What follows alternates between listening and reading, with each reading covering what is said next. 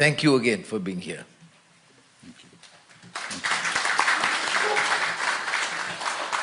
Thank you, Honorable Prime Minister. May I now invite His Excellency, the President of the Republic of South Africa, to deliver his statement. Okay. Well, Honorable Prime Minister and my good friend Anwar Ibrahim, distinguished guests, ministers who are here present, I wish to thank you, Prime Minister Anwar, for the invitation you have extended to us as South Africans, and for the very warm welcome that we witnessed as we were coming in.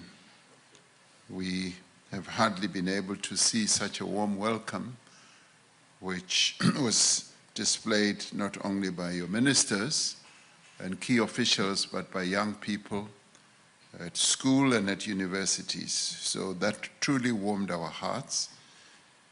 The ties between our two countries did not start during the period of the struggle against apartheid.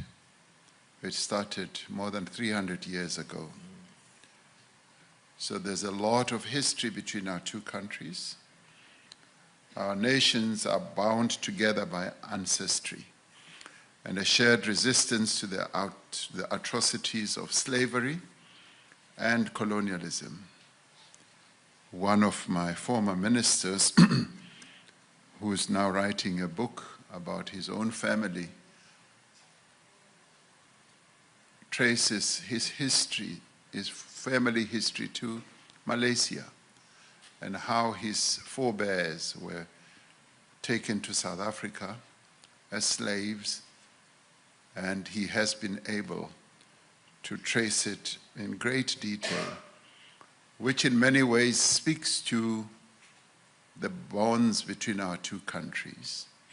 So when we come to Malaysia, it's like coming home, much as there are memories of sadness, but it is like coming home.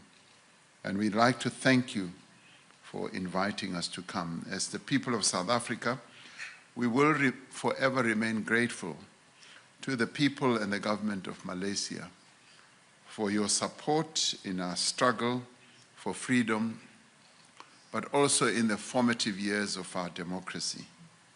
So this meeting today constitutes an important step towards what I would call revitalizing and strengthening our relations. We have reconfirmed that trade and investment opportunities need to be expanded between our two countries, particularly during this period of geopolitical tensions and challenges, where trade is being used as a weapon. We do believe, as you do too, that we need to expand our market base, and having been so closely related to one another and it tapered down over the years, we would like to recalibrate that and make sure that our ties get stronger and stronger. So South Africa will strive to further strengthen our existing collaboration in the many areas of common interest. The momentum which these consultations have generated should not be lost. Beyond yourself and myself, I'm pleased to know that our ministers and our officials have started the collaboration process and will extend it even beyond this visit. We agree that regular meetings of this nature will keep us focused as we strive to reach the full potential of our cooperation, while at the same time strengthening the bonds of solidarity that bind us together. So South Africa attaches great importance to its relations with Malaysia. It is my hope that we will continue to strengthen our friendship and our cooperation as two nations with the various exchanges that we should have. It would be most fitting that we rekindle also our people-to-people relations, especially in education, as you talk about exchanges between our universities at research level, at student exchange level, and we should also broaden the exchanges at the cultural level and also at the sport level. And of course, you know what a great sporting country we are. We win world championships, not that we're here to boast, but that's the reality. A number of foreign policy issues were also touched upon, as you have also touched on, and these include the situation in the Middle East and particularly Palestine. We are deeply grateful for the support that you have given to South Africa, as South Africa demonstrated its support for the people of Palestine. As you correctly said during our bilateral meeting, our support for Palestine was not just a fanciful act. It is born out of our own experience during our consultation or bilateral. You did mention that the concept of apartheid is also what we see being practiced in that part of the world. And it is this that has motivated South Africa to raise our complaint to the International Court of Justice, a move that you have supported us in, much as it has been risky and fraught with a lot of opposition. But we thank you for acknowledging that it was a courageous move on our part, and we will continue to seek justice for the people of Palestine, like the world sought to see justice for us as South Africans when they also went to the United Nations to declare apartheid a crime against humanity. And we, seeing the genocide that is unfolding in Gaza, saw fit that we should act in the same way that the world acted when they opposed apartheid. And we count you as one of those countries that joined in the opposition against apartheid and also against what is happening in Gaza.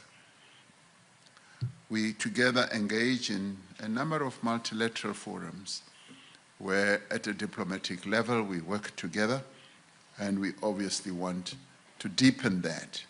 And our pull-aside meeting in Brazil led to this rekindling of the relationship between South Africa and Malaysia. And we agreed that we need to strengthen our relations as we strengthen the South-South relations at a global level. And we also discussed how South Africa, as being part of the AU and SADC, can be closely linked to ASEAN. And in this regard, I would like to thank you for inviting South Africa to participate in the ASEAN Summit, which we are grateful for. And we are really pleased that in the spirit of friendship and cooperation between our two nations, you have agreed to honor us with your presence at the G20 Summit, which takes place next month in Johannesburg in South Africa. And we await to welcome you there together with the business delegation that you are going to bring, which will help to solidify our relations at a trade and investment level. And our ministers are going to be fully engaged in crafting memoranda of understanding in a number of areas, in defense, in trade and industry, in agriculture, in areas such as halal foods, and so forth. So we need to upgrade the trade between our two countries. Where we are trading now, the level is just too low. We need to upgrade it to a much higher level. And Prime Minister, in extending the friendship and cooperation between us, I wish to extend to you an invitation to visit South Africa as a state-level visit in 2026. So your visit to South Africa now for the G20 It's just the warming up process. So I want you to come in a full-blown visit to South Africa, and we will be honored to welcome you to the most beautiful country in the world, South Africa. But having come to Malaysia for the first time, I now see that South Africa has competition. Malaysia is also beautiful. So you join the ranks of the most beautiful countries in the world. So thank you for welcoming me to Malaysia.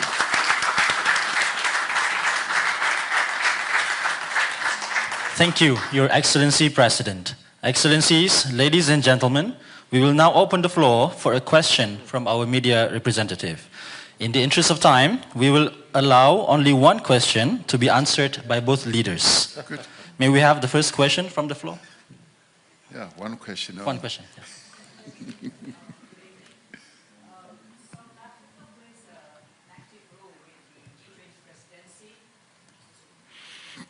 South Africa being the G20 presidency and Malaysia being the ASEAN chair, and your active role in BRICS, what are the avenues of cooperation and collaboration that both groupings are looking at to have a more balanced world economic order? Okay. Well, the fact that we are both fortunate countries to be leading ASEAN and us to be leading the G20, and where we are both as countries involved in various engagements, and I've heard that leading up to the ASEAN Summit, there have been more than 200